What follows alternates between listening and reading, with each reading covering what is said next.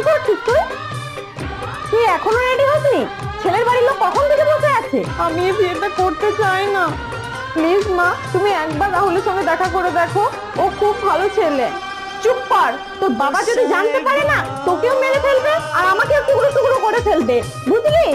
Please মা, তুমি বাবার সাথে একবার কথা বলে দেখো না। আমি ওকে ছাড়া থাকতে পারবো না, মরে যাব। তুই একবার বললে কথাটা বুঝতে পারিস না না, যে ওই ছেলেটার সাথে তোর কোনোদিন বিয়ে হবে না?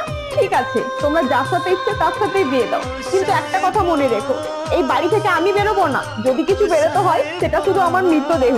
যদি তোমার মেয়েই না থাকে তাহলে তুমি কি করবে তোমার এই সম্মান আর সমাজকে নিয়ে? হ্যাঁ, তো তোর যদি মরার আগে তো শ্বশুর বাড়িতে গিয়ে মর, এখানে মরে আমাদের গায়ে কলঙ্কের দাগ লাগাস না। তাড়াতাড়ি রেডি হয়ে নে, তা না হলে তোর বাবাকে পাঠাচ্ছি গিয়ে। ভালোবাসা দেখাচ্ছে।